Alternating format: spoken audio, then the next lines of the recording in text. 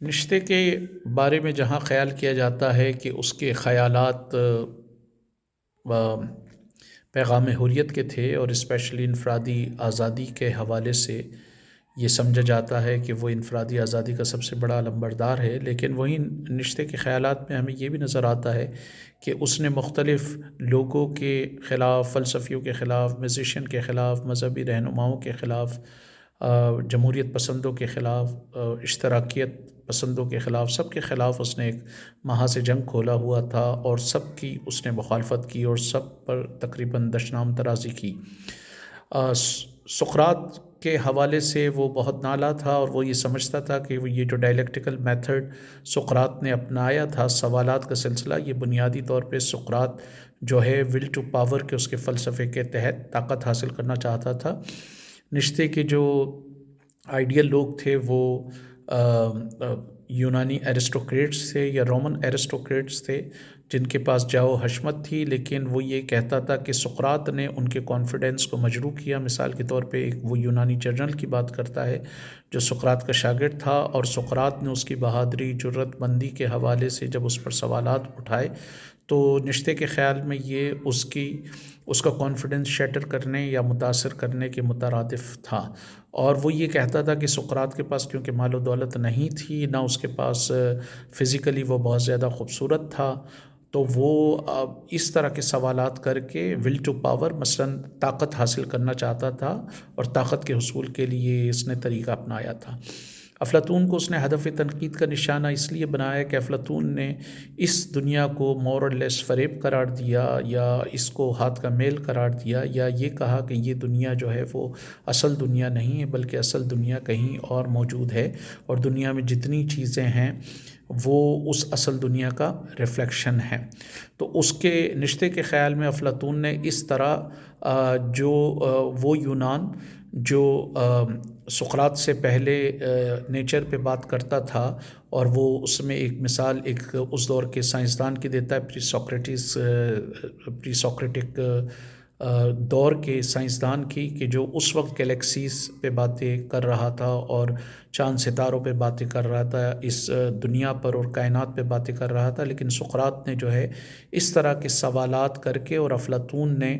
مابعد الطبیعیات باتوں کا تذکرہ چھیڑ کر، اور یہ کہہ کر کہ یہ دنیا جو ہے وہ اصل کا ریفلیکشن ہے، اور اصل دنیا کہیں اور موجود ہے، یا دنیا میں جتنی بھی چیزیں ہیں یہ اصل کا امیجز ہیں، اصل کا ریفلیکشنز ہیں، اور اصل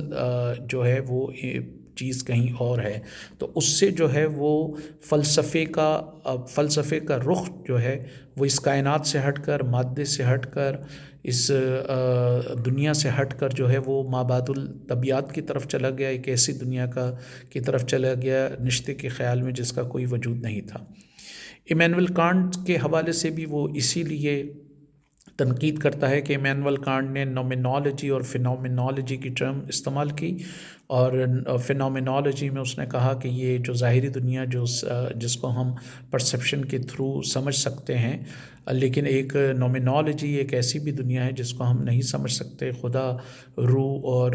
دوسری چیزیں جو ہیں وہ مابعد الطبیعیات میں آتی ہیں، اور ان کو جو ہے وہ ہمارے سینسری آرگن نہیں سمجھ سکتے، یا ان تک نہیں پہنچ سکتے، یا ان کا علم ہمارے لیے ممکن نہیں ہے۔ تو اس کے خیال میں اس نے بھی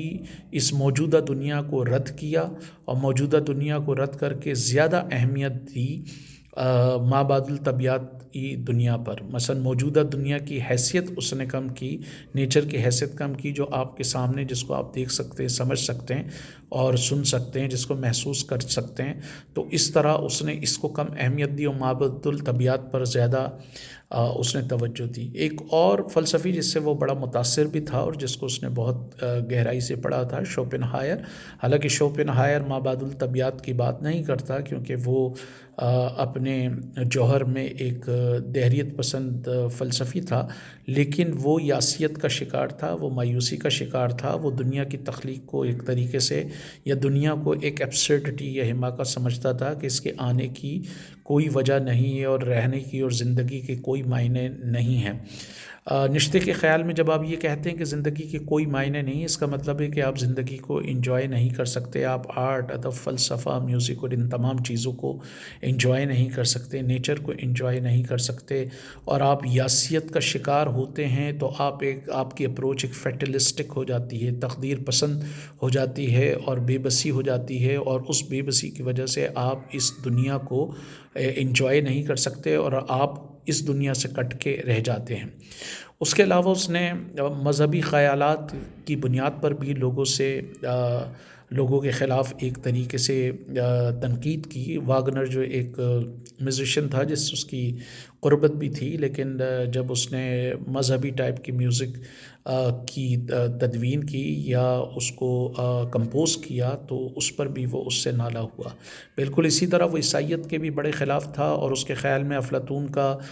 یہ جو دوسری دنیا کا فلسفہ تھا، عیسائیت نے اس کو ادھار لے کر کنگڈم آف گاڈ کا تصور پیش کیا، اور اس نے بھی جو ہے یہ کمپیشن، کائنڈنس، جنیروسٹی اور ویکنس اور ہیوملٹی کو جو ہے وہ یولوجائز کیا یا اس کی تعریف میں قصیدے کہے، اور اس دنیا کو کم اہمیت دی اور کنگڈم آف گاڈ یا خدا کی بادشاہت کو زیادہ اہمیت دی، اور اس کی وجہ سے عیسائیت نے جو ہے وہ جمہوریت کو پروان چڑھایا، اور عیسائیت نے برابری کی جب بات کی کہ خدا کی بادشاہت میں سب لوگ برابر ہوں گے، تو اس سے نچلے درجے کے جو لوگ ہیں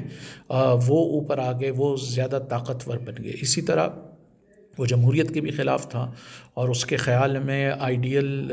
جو اسٹیٹ تھی وہ تھی جہاں پہ طاقتور رول کرتے ہیں، ایرسٹوکریسی، اور وہ یہ جو شاپ کیپرز ان کو کہتا تھا ابھرتے ہوئے بورژوازی طبقات کو، اور وہ ان سے شدید نفرت کرتا تھا، اور اس کے خیال میں انہیں پیسہ کمانے کے علاوہ کچھ نہیں ہے، ان کے پاس اتنا ٹائم نہیں ہے کہ وہ آرٹ، ادب، فلسفہ یا کوئی کریٹیو کام کریں۔ اسی طرح ڈیموکریسی کو بھی وہ حقارت سے دیکھتا تھا، کیونکہ عام لوگوں کو اس میں ووٹ کا رائٹ ملتا تھا، اور اس کے حوالے سے اس نے انگلینڈ میں بھی تنقید کی، اور انگلینڈ پر یہ الزام لگایا کہ اس نے جمہوریت کا خناس فرانسیسیوں کے دماغ میں جو ہے وہ ڈالا ہے، اور جس کے خطرناک نتائج ہوں گے۔ بالکل اسی طرح اس نے کیپٹلزم کی بھی مخالفت کی، اور اس نے یہ پیشن گوئی کی کہ کیپٹلزم کی وجہ سے جو ہے وہ آنے والے ٹائم میں سخت جنگیں ہو سکتی ہیں، لڑائیاں ہو سکتی ہیں مقابلے کے حوالے سے، جو کسی حد تک بات صحیح ثابت ہوئی۔ سوشلزم کی بھی وہ مخالفت کرتا تھا کہ سوشلزم تمام لوگوں کو لیول کر دے گا، ایک جیسا کر دے گا، اس کی وجہ سے جو جینیس انڈیویجولز ہیں ان کو نقصان ہوگا۔ بالکل اسی طرح نشٹے جو ہے وہ جدید ریاست کے تصور کو بھی بہت زیادہ پسند نہیں کرتا تھا، کیونکہ وہ ہر اتھارٹی کو ڈیفائی کرتا تھا، ہر اتھارٹی کے خلاف ہوتا تھا، اور ریاست اسپیشلی اس کے دور کی جو پرشین اسٹیٹ ہے وہ اگر اتھارٹی قائم کرنا چاہ رہی ہے تو وہ بھی انڈیویجولز کی فریڈم کو نقصان پہنچا سکتی ہے۔ تو نشتے کا ایک حوالے سے دیکھا جائے تو تقریباً اس نے تمام محاذوں پر، فلسفیوں کے خلاف بھی ایک محاذ کھولا ہوا تھا، میوزیشین کے خلاف بھی ایک محاذ کھولا ہوا تھا، اور وہ ملیٹرسٹک اپروچ کا حامی تھا، لیکن انفارچونیٹلی وہ خود جب ملٹری میں گیا اور کسی تھوڑا بہت زخمی ہوا تو وہ مزید اس میں سرو نہیں کر سکا، اور بعد میں اس نے جب ملٹری میں سرو کیا تھوڑے بہت اس نے پیٹریوٹک چیزیں لکھنے کی بھی کوشش کی، لیکن بائی اینڈ لارج اس نے فلسفیوں کے خلاف، میوزیشینز کے خلاف، مذہبی رہنماؤں کے خلاف، سوشلسٹوں کے خلاف، اور جمہوریت کے علمبرداروں کے خلاف، سب کے خلاف محاذ کھولا، تو وہ بیک وقت جو ہے وہ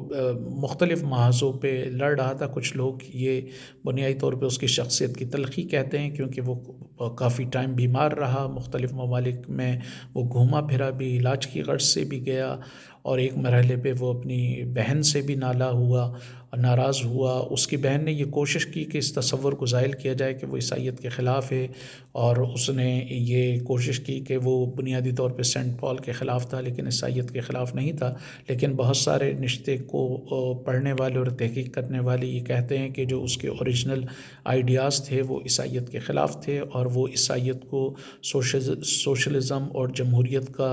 کا ذمہ دار سمجھتا تھا، اور وہ سمجھتا تھا کہ اس نے انسان کی برابری کی بات کر جو ہے وہ فرد کے اختیارات اور فرد کی آزادی کو ناقابل تلافی نقصان پہنچایا ہے۔